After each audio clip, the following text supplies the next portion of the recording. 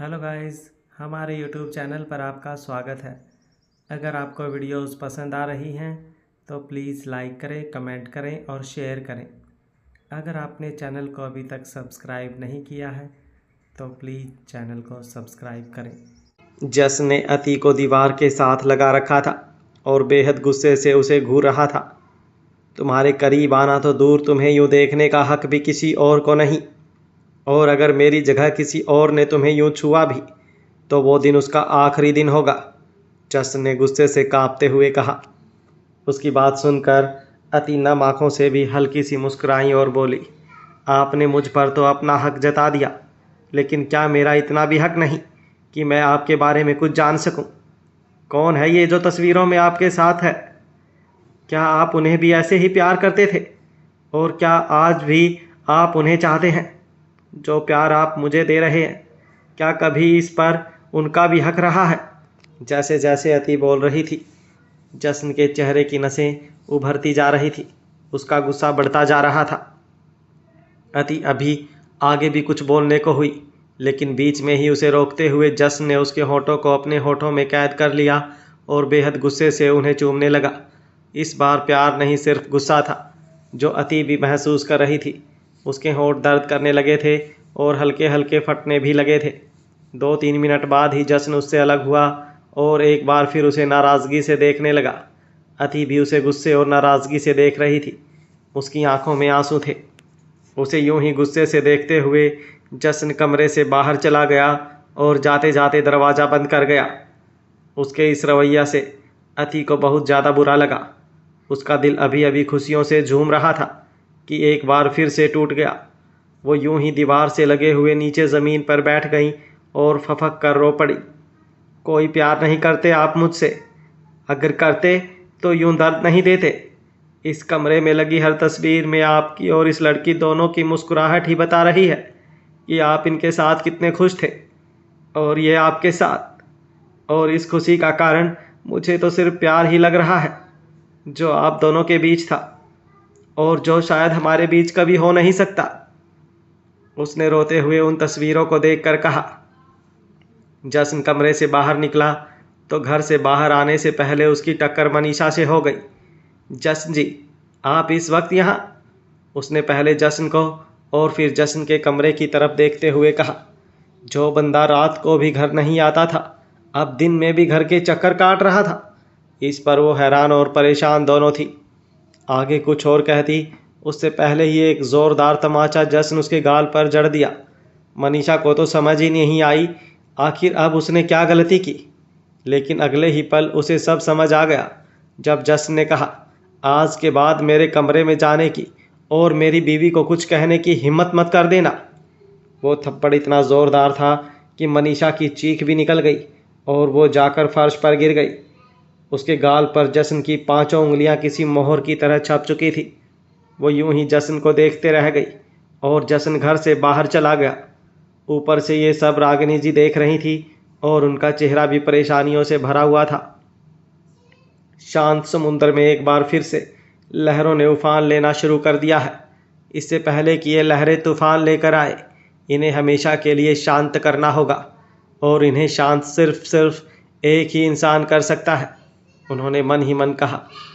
दोपहर से शाम हो चुकी थी और जश्न अभी तक वापस नहीं आया था।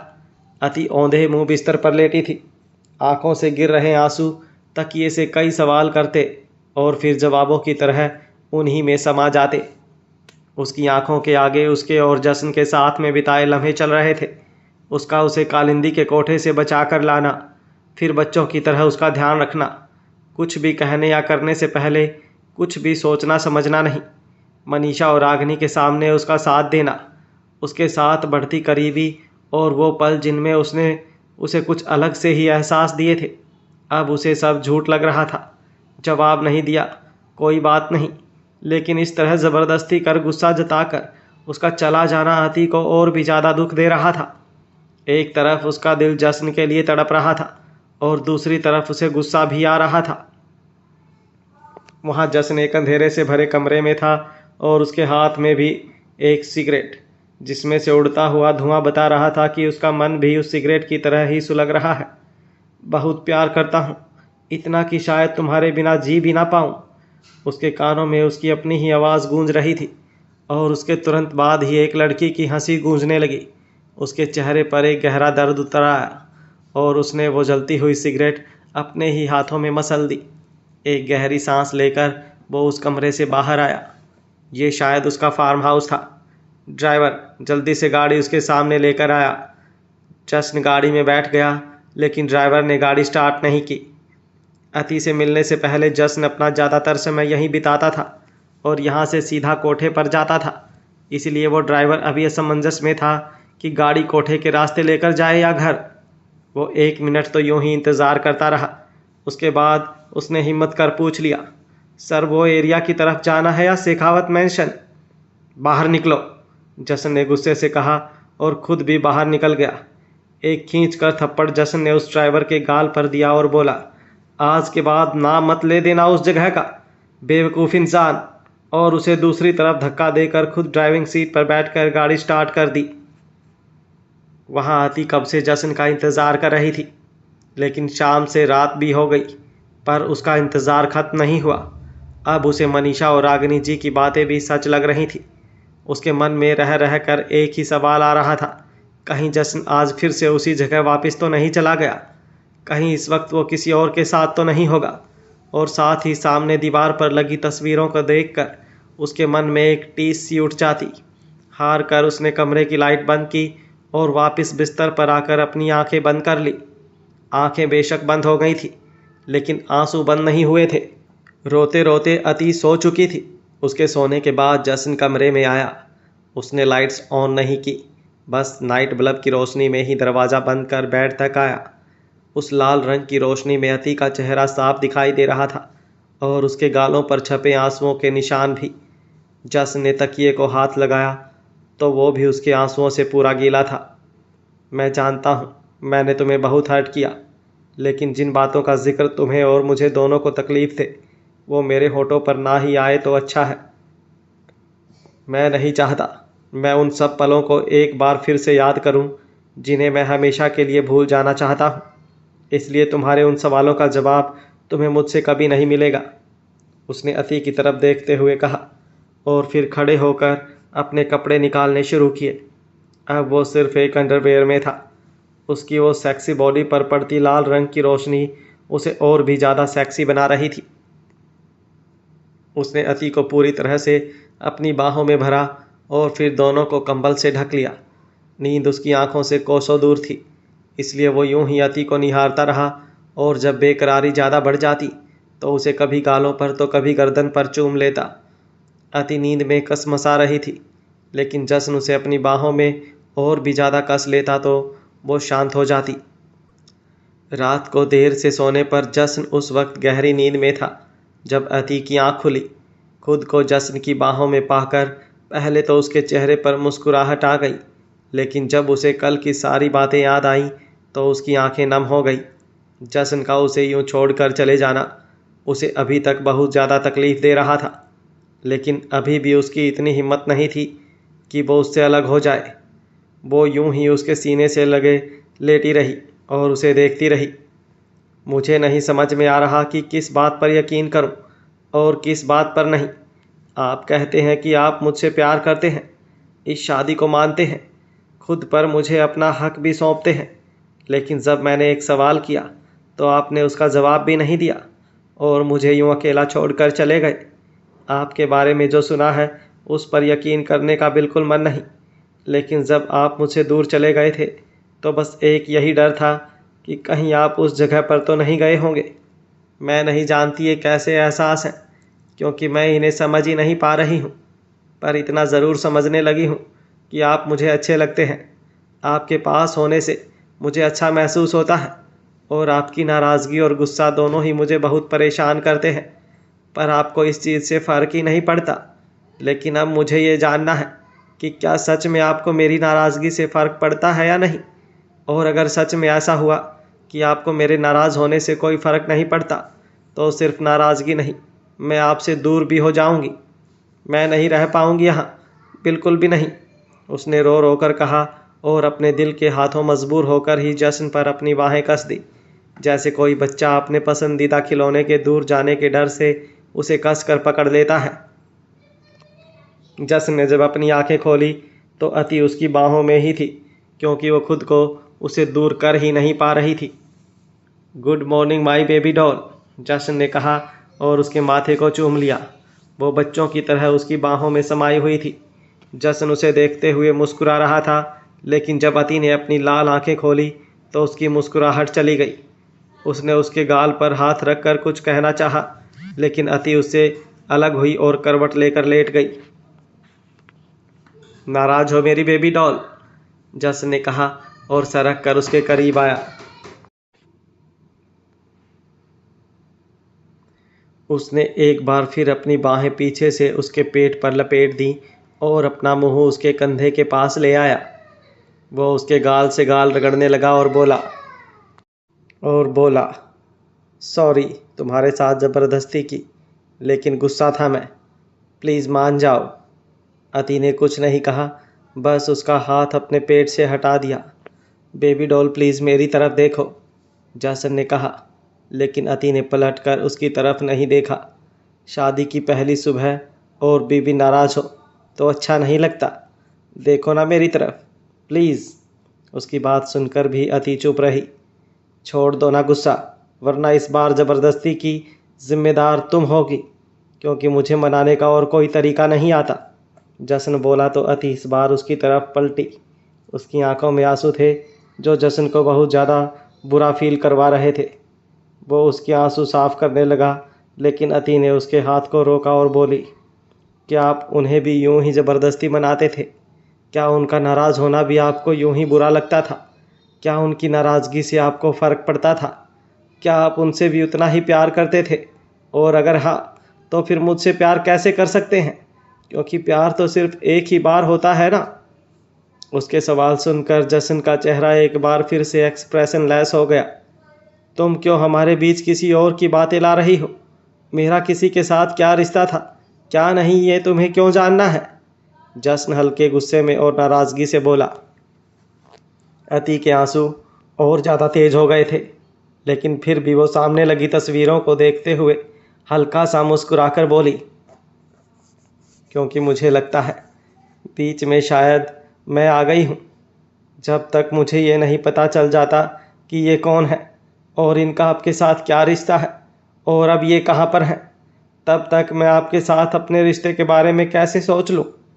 और ठीक है, आप मुझे इस बात का जवाब मत दीजिए, लेकिन एक सवाल का जवाब तो दीजिए कि क्या अगर मेरी ज़िंदगी में आपके अलावा कोई और होता तो आपको फ़र्क नहीं पड़ता? अगर मेरा पति कोई और होता, मैं किसी और की पत्नी होती, मेरी शादी किसी और से हुई होती। अति कह रही थी कि जसन गुस्से में उसे देखते हुए कांप रहा था और अचानक से उसने अति पर हाथ उठा दिया। थप्पड़ ज़्यादा ज़ोर से नहीं था, लेकिन अति के लिए वो उसकी ज़िंदगी की सबसे बड़ी चोट थी। अभी तो उसने प्यार के एहसासों को सही से जाना भी नहीं था और जसन का दिया ये थप्पड़ उन सारे एहसासों पर चोट दे गया। जसन ने अति को थप्पड़ मारा तो अति के आंसू और भी ज़्यादा तेज हो गए। इतना प्यार देने के बाद जब कोई आपको यूं दर्द दे तो सहन करना बहुत ही मुश्किल हो जाता है, और अति इस वक्त उसी दर्द से गुजर रही थी और रोते हुए जसन को ही देख रही थी कि जसन ने एकदम से उसे पकड़ा और बेड पर लिटा दिया और फिर खुद पूरी तरह से उसके ऊपर झुक गया। आज तो कह दिया, लेकिन आज के बाद तुम्हारी ज़ुबान पर तो दूर तुम्हारे दिमाग में भी ये बात आई कि तुम किसी और की हो सकती हो तो अच्छा नहीं होगा। प्यार करने लगा हूँ तुमसे और जानता हूँ कि तुम भी चाहने लगी हो मुझे। शादी भी हो चुकी है हमारी और अब हम दोनों के बीच कोई नहीं आ सकता। कोई नहीं मतलब कोई नहीं। कहते वक्त जसन का चेहरा गुस्से से तमतमा रहा था। उसका जुनून उसकी आंखों में दिखाई दे रहा था। अति के आंसू अभी भी बह रहे थे।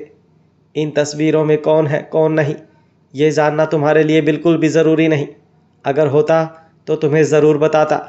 हाँ, लेकिन इतना ज़रूर बता सकता हूँ कि इन तस्वीरों में चाहे जो भी हो, मेरी ज़िंदगी में सिर्फ तुम हो। उसने अब थोड़ा प्यार से कहा और अति के गालों से अपने गाल रगड़ते हुए उसके आंसू साफ किए। अति ने अपना चेहरा फेरना चाहा, लेकिन जसन ने उसकी नाक पर अपना नाक रख दिया। माफ़ी नहीं मांगूंगा, क्योंकि जानता हूँ जो गलती मैंने किया है वो माफ़ी के लायक तो नहीं, पर जो दर्द तुम्हें दिया है कोशिश करूँगा अपने प्यार से उसे कम कर सकूँ। ना ही अब मुझे आपसे कोई जवाब चाहिए और ना ही आपका प्यार, अति ने कहा और अपना चेहरा फिर से फेर लिया। उसके इस गुस्से पर भी जशन मुस्कुराया और बोला, मैं तो चाहिए हूँ ना, कुछ भी नहीं चाहिए, अति ने चेहरा फेर जवाब दिया। उसके गुस्से से हुई लाल नाक एक बार फिर से जशन को पागल कर रही थी। उसने उसकी नाक को चूमा और बोला, आज शादी के बाद हमारा पहला दिन है, तुम्हें नहीं लगता तुम्हें गुस्से से नहीं शर्म से लाल होना चाहिए? ये नाक की जगह तुम्हारे गाल लाल होने चाहिए। दूर होइए मुझसे, अति ने उसकी बात सुनकर उसकी आंखों में देखते हुए कहा। जशन को इस जवाब की उम्मीद बिल्कुल नहीं थी। जब तक तुम्हारा गुस्सा शांत नहीं हो जाता मैं तुमसे दूर नहीं जाऊंगा।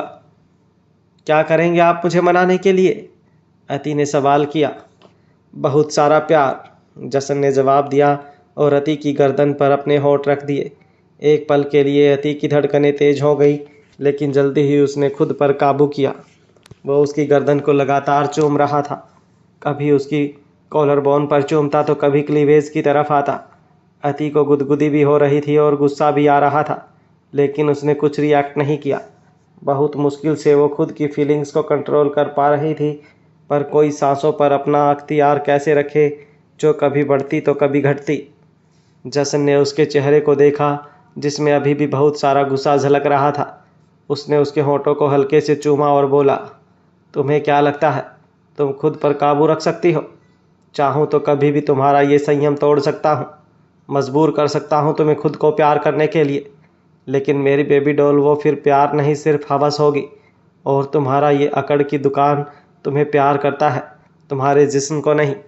जैसे ही जशन ने कहा, अति ने आंखें बड़ी करते हुए उसकी तरफ देखा। गुस्सा एक तरफ, लेकिन वो हैरान इस बात से थी कि जिस बात का जिक्र उसके आसपास भी नहीं हुआ वो उस बात को कैसे जानता है। जशन ने उसे यूं देख हल्की सी आंख मारी और उसे अपनी गोद में उठा लिया और बोला, let's have a shower together baby doll. अति ने उसकी गोद से छूटना चाहा, लेकिन कहाँ वो पहाड़ और कहाँ वो खुद एक चूहिया, बस हाथ पैर मार कर रह गई। जशन उसे बाथरूम में ले आया और बाथ टब में लिटा दिया। वो खड़ी होती उससे पहले जशन खुद भी बाथ टब में आया और पूरी तरह से उसके ऊपर झुक गया। साथ ही दोनों के ऊपर पानी चलना शुरू हो गया। पानी बहुत ठंडा था, इसलिए अति एकदम से कांप गई और उसी वक्त जशन ने उसे अपने सीने से लगा लिया।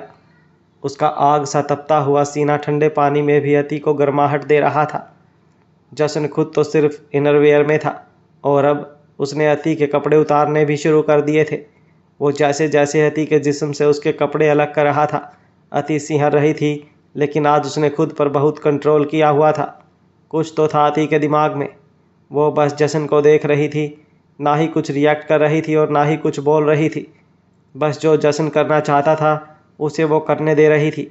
लेकिन ये सब जो जशन कर रहा था उसके लिए वो सब सहना भी बहुत मुश्किल था। जशन की हरकतें, उसका बदन इस तरह का था कि कोई भी अपना काबू खो दे। लेकिन अति के गुस्से का पारा आज उससे भी ज़्यादा था। जशन ने उसे नहलाया और टॉवल में लपेट कर बाहर ले आया। उसने अति के लिए और खुद के लिए कपड़े निकाले और आज फिर उसने जानबूझकर अति के लिए साड़ी निकाली। लेकिन अति ने जल्दी से वो साड़ी उठाकर वापस अलमारी में रख दी और एक जंप सूट निकाल लिया। जशन ने उसके लिए हर तरह के कपड़े मंगवाए थे। उसने वो जंप सूट पहना और आईने के सामने खड़ी होकर तैयार होने लगी। जशन मुस्कुराते हुए उसे देख रहा था। वैसे भी वो छोटी सी बच्ची लगती थी, लेकिन जंप सूट में तो वो बहुत ही ज़्यादा छोटी लग रही थी। आज तुम्हें कॉलेज जाना है, जशन ने कहा, लेकिन अति ने पलट कर उसकी तरफ नहीं देखा और ना ही उसे कोई जवाब दिया। अति ने सामने रखी सिंदूर की डिब्बी की तरफ देखा तो उसकी आंखें नम हो गई। किस हक से लगाए वो ये सिंदूर? जब तक वो जशन के अतीत के बारे में ना जान ले तब तक उसके साथ अपना भविष्य कैसे सोच ले? उसने अपनी मांग नहीं भरी, लेकिन जशन ने जब ये चीज़ नोटिस की तो वो उसके करीब आया और उसे पीछे से अपनी बाहों में भर लिया।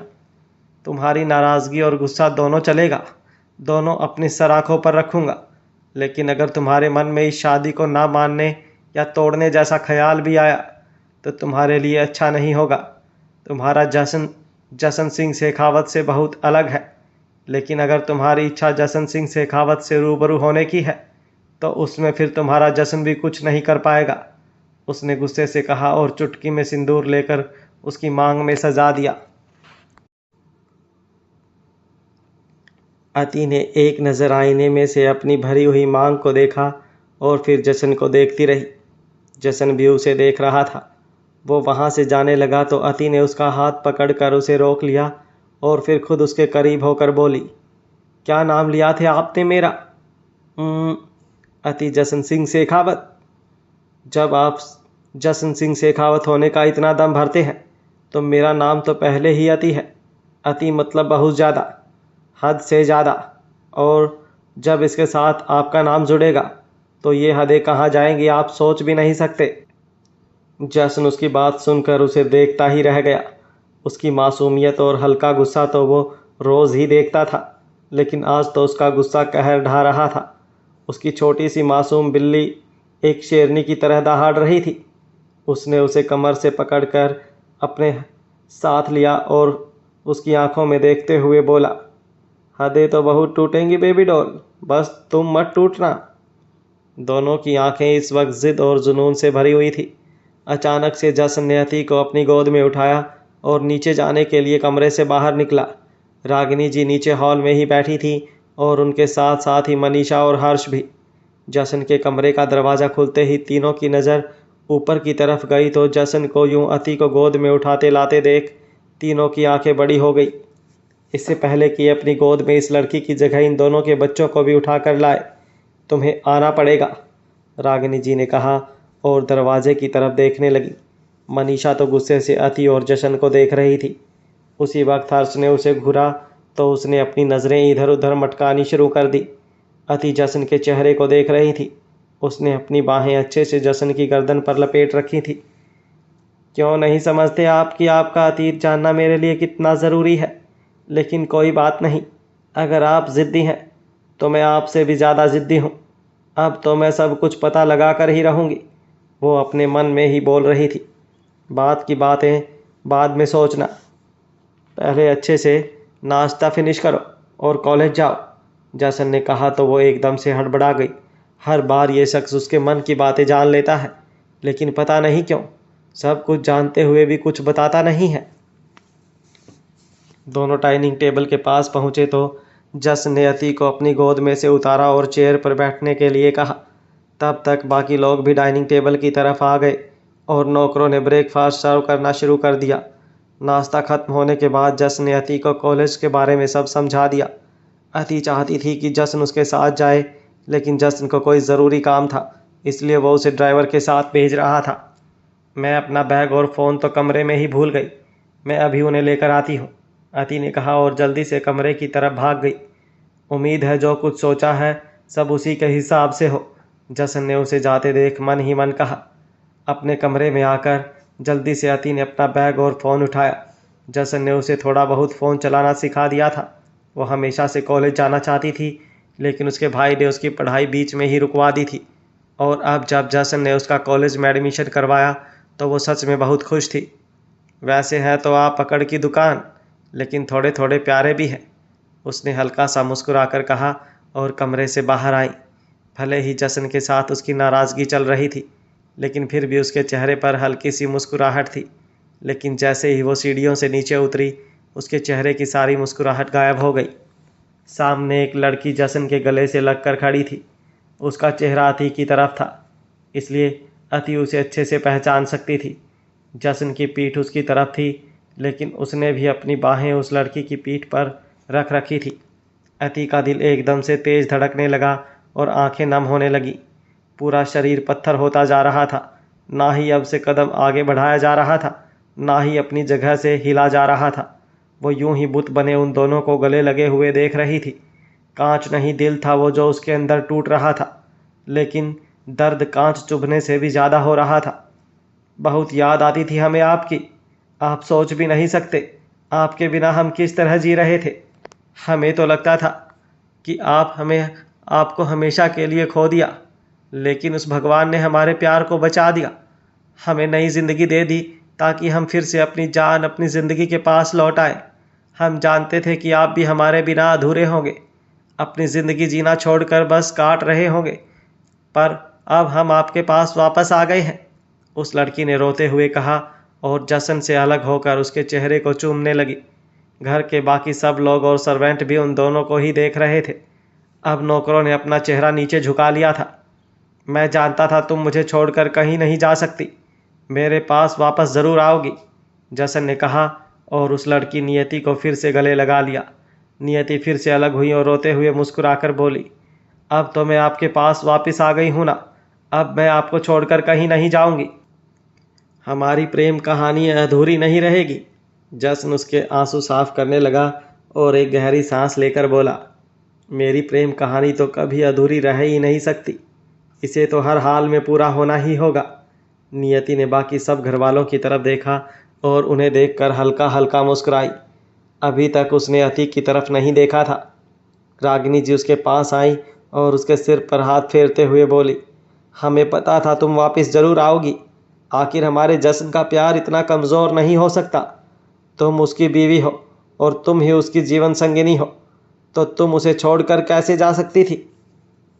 भगवान का लाख लाख शुक्र है कि उन्होंने तुम्हारी जान बचा ली और तुम्हें सुरक्षित हमारे पास वापस भेज दिया। बस अब तुम दोनों हमेशा खुश रहो और तुम्हारे बीच कभी कोई नहीं आए। उन्होंने हल्का सा अति की तरफ देखकर कहा, जो अपने आंसू पोंछ रही थी। उनकी नज़रों का पीछा कर नियति ने भी अति की तरफ देखा। वो उसे पहचान नहीं पाई, लेकिन उसे प्रश्न सूचक नज़रों से देखने लगी। ये लड़की कौन है? उसने जशन की तरफ देखते हुए पूछा, लेकिन उसका जवाब देने से पहले ही रागिनी जी बोली, कोई नहीं, बस एक काम वाली। ये अति है और इस घर की सदस्य ही है। उनकी बात बीच में काटते हुए जशन बोला। उसकी बात सुनकर सब उसे हैरानी से देख रहे थे, लेकिन अति की नज़रों में हैरानी के साथ साथ नाराज़गी भी थी। जशन का अति को सिर्फ इस घर की सदस्य कहना अति को बहुत बुरा लग रहा था, लेकिन फ़िलहाल वो चुप रही। नियति अभी भी उसे सवालिया नज़रों से ही देख रही थी। उसकी नज़रों को भांपकर जशन ने नियति को उसके कंधों से पकड़ा और अपनी तरफ घुमाते हुए बोला, ये सब बातें छोड़ो, पहले तुम मुझे ये बताओ कि आखिर तुम इतने वक्त तक कहाँ थी और आज अचानक यहाँ कैसे। उसके ऐसे सवाल पूछने से नियति थोड़ा परेशान हुई और फिर खुद को नॉर्मल करते हुए बोली, क्या आप मुझे अपने सामने सही सलामत देखकर खुश नहीं हैं, जो इस तरह सवाल कर रहे हैं? नहीं, ऐसा बिल्कुल नहीं है, मुझे सिर्फ तुम्हारी फिक्र हो रही थी। जशन ने उसके चेहरे को अपने हाथों में भर कर कहा। उसके यूं करीब होना और उसकी फिक्र जताना अति को बहुत ज़्यादा बुरा लग रहा था। उसकी आंखों से आंसू बहने को आतुर हो रहे थे, जिन्हें उसने बहुत मुश्किल से रोक रखा था। मैं जानती हूँ आपकी जगह कोई भी होता तो यूं ही सवाल करता। आखिर कौन सा पति बर्दाश्त करेगा कि उसकी पत्नी यूं ही महीनों तक गायब रहे और फिर अचानक से उसके सामने आ जाए। ऐसे में हर किसी के मन में सवाल उठने तो लाजमी है, लेकिन मेरा यकीन कीजिए, इसमें मेरी कोई भी गलती नहीं है। उस रात जब मेरा एक्सीडेंट हुआ तो गाड़ी खाई में गिर गई थी। उस पल मुझे लगा जैसे मैं इस दुनिया से विदा हो रही हूँ, आपसे दूर हो रही हूँ, लेकिन शायद आपके प्यार में इतनी ताकत थी कि उसने मुझे आपसे दूर होने से रोक लिया। मेरी गाड़ी खाई में गिरी और पूरी तरह से जल गई, लेकिन मैं वहाँ से काफ़ी दूर गिरी जहाँ पर कुछ लोग झोपड़ी बनाकर रह रहे थे। उन्होंने मुझे घायल अवस्था में देखा तो इलाज कराने के लिए अपनी झोपड़ी में ले गए। मैं बेहोश थी और मुझे बहुत सारी चोटें आई थी। उन लोगों ने मेरा वहीं पर इलाज करना शुरू कर दिया, लेकिन काफ़ी इलाज करने के बाद भी मैं होश में नहीं आई। वो लोग रहने के लिए बार बार जगह बदलते रहते थे, इसलिए वो लोग मुझे भी अपने साथ ही वहाँ से ले गए। शायद इसलिए आप मुझे ढूंढ नहीं पाए। मुझे पूरा यकीन है कि मुझे ढूंढने के लिए आपने पूरा ज़मीन आसमान एक कर दिया होगा, उसने कहा और जशन के गले लग गई। जशन ने भी अपने हाथ उसकी पीठ पर रख दिए और फिर उसे खुद से अलग करके बोला, ज़मीन आसमान एक नहीं, खुद को ही मिट्टी पे मिला दिया था तुम्हारे लिए। उसकी बात सुनकर नियति रोने लगी और फिर से उसके सीने से लगकर बोली, बस इसी प्यार के कारण ही आज सही सलामत आपके सामने खड़ी हूँ। इलाज के बाद मैं होश में आ तो गई, लेकिन मेरी याददाश्त चली गई थी। और अब जब महीनों बाद मेरी याददाश्त वापस आई तो सबसे पहले मैंने आपको ही पुकारा, लेकिन आप मुझे कहीं नहीं मिले। अब मैं आपसे और ज़्यादा दूर नहीं रह सकती थी, इसलिए जल्द से जल्द आपके पास आ गई। मैं उन लोगों को भी अपने साथ लाई हूँ जिन्होंने मेरी जान बचाई, उसने कहा और दरवाजे की तरफ देखा। उसकी नज़रों का पीछा कर बाकी सब ने भी वहाँ देखा तो वहाँ पर 2-3 लोग खड़े थे जिनकी हालत काफ़ी खस्ता दिखाई दे रही थी। जसन ने मुस्कुराते हुए उनकी तरफ देखा और बोला, शुक्रिया मेरी बीवी का इतना साथ देने के लिए। आप लोगों के लिए तो जितना किया जाए उतना कम है, फिर भी मैं अपनी तरफ से आपको कुछ देना चाहूँगा। कहते हुए ही उसने अपनी जेब से नोटों की गड्डी निकाल कर रमा आंटी के हाथों में दी, जो उन्होंने उन लोगों को जाकर दे दी। उन लोगों ने पहले तो ना नुकर की, लेकिन फिर वो पैसे रख लिए और वहाँ से चले गए। उनके जाने के बाद नियति एक बार फिर से जसन के करीब आई और उसके गले लगकर बोली, अब मैं आपसे दूर बिल्कुल नहीं जाना चाहती, बस आपके करीब रहना चाहती हूँ। मैं ही जानती हूँ इतना वक्त मैंने आपके बिना कैसे बिताया है। आप भी मेरे बिना मेरे लिए यूं ही तड़पे होंगे। तुम्हारी तबीयत अभी भी कुछ ठीक नहीं लग रही, तुम थोड़ी देर आराम कर लो, उसके बाद आराम से साथ में समय बिताएंगे। जसन ने फिर से उसके कंधों को पकड़कर कहा। अति का दिल उन दोनों को देखकर पल पल टूट रहा था। उन दोनों को यूं देखकर अब उससे और ज़्यादा बर्दाश्त नहीं हो रहा था। उसने हल्के से अपने आंसू साफ किए और ऊपर की तरफ जाने लगी, लेकिन जसन की आवाज़ सुनकर उसके कदम रुक गए। तुम कहाँ जा रही हो? तुम्हें कॉलेज जाना है और पहले ही तुम काफ़ी लेट हो चुकी हो। चलो बाहर, ड्राइवर तुम्हारा इंतज़ार कर रहा है। अति का तो मन कर रहा था कि सब कुछ छोड़ छाड़ कर यहाँ से चली जाए, लेकिन शायद अब उसे अपने मन की करने की भी इजाज़त नहीं है, इसलिए आंखों में ढेर सारे सवाल और नाराज़गी लिए वो बाहर की तरफ चली गई। आपने बताया नहीं कि ये लड़की यहाँ पर घर में क्यों है, और ये तो हमारी कोई रिश्तेदार भी नहीं है। नियति ने जसन की तरफ देखते हुए पूछा तो जसन मुस्कुराया और बोला, अभी अभी तो तुमने कहा था कि अब तुम मुझे छोड़कर कहीं नहीं जाने वाली, तो सवाल जवाब के लिए तो बहुत वक्त है हमारे पास। फिलहाल तुम्हें आराम की ज़रूरत है। आओ मैं तुम्हें तुम्हारे कमरे में ले चलूँ, रागिनी ने नियति का हाथ पकड़ते हुए कहा, लेकिन नियति ने उनसे अपना हाथ छुड़वाया और बोली, मैं अपने जसन जी के साथ हमारे कमरे में जाऊंगी, उस कमरे में जहां हमने अपनी दुनिया सजाई थी। जसन उसकी बात सुनकर मुस्कुराया और बोला, हाँ ज़रूर, वो दुनिया भी तुम्हारा इंतज़ार कर रही है। दोनों कमरे की तरफ बढ़े। अति जो अभी लौट कर वापस आई थी अपना बैग लेने के लिए, जो वहीं गिर गया था। बैग क्या, अति ने खुद को गिरने से बहुत मुश्किल से बचाया था जब उसने नियति को जसन की बाहों में देखा था, और अब उन्हें इस तरह अपने कमरे में जाते देख जो दर्द उसके दिल को हुआ था उससे बर्दाश्त नहीं हो रहा था। उसने रोते हुए जल्दी से वो बैग उठाया और बाहर की तरफ भाग गई। जसन जो पीछे मुड़कर उसकी तरफ ही देख रहा था, उसे यूं रोते देख उसके चेहरे के भाव बदल रहे थे, लेकिन उसी वक्त नियति ने उसका चेहरा खींचकर अपनी तरफ किया और बोली, मैं बहुत थक गई हूँ, इसलिए मुझसे सीढ़ियाँ नहीं चढ़ी जाएंगी। क्या आप मुझे अपनी गोद में उठाकर ले चलेंगे? हाँ क्यों नहीं, जसन ने मुस्कुराकर कहा और नियति को अपनी गोद में उठा लिया। रागिनी उन दोनों को जाते देख किसी सौतन की तरह मुस्कुरा रही थी, और उसकी ये मुस्कुराहट मनीषा को चिढ़ने पर मजबूर कर रही थी, क्योंकि उन्होंने पिछले 2 दिनों में उसके साथ जो किया वो उस वजह से उनसे बहुत गुस्सा थी। दोनों कमरे में पहुँचे तो कमरे को लगभग पहले जैसा देख और अपनी तस्वीरें दीवार पर यूं ही लगे देख नियति के चेहरे पर स्माइल आ गई। जसन ने उसे गोद से नीचे उतारा तो वो एक बार फिर से जसन के सीने से लग गई और बोली, मैं जानती थी आप भी मेरा इंतज़ार कर रहे होंगे। आप अभी भी मुझसे उतना ही प्यार करते होंगे जितना पहले करते थे। शुक्रिया मुझे इतना चाहने के लिए।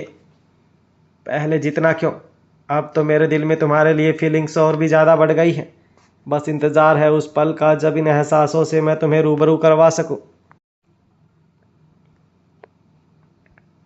जसन ने कहा तो नियति शर्माते हुए उसके चेहरे की तरफ देखने लगी, लेकिन फिर अगले ही पल वो अलमारी की तरफ बढ़ी। उसे अलमारी की तरफ जाते देख जसन के चेहरे पर हल्की परेशानी झलकने लगी, क्योंकि अब अलमारी में अति का भी सामान था।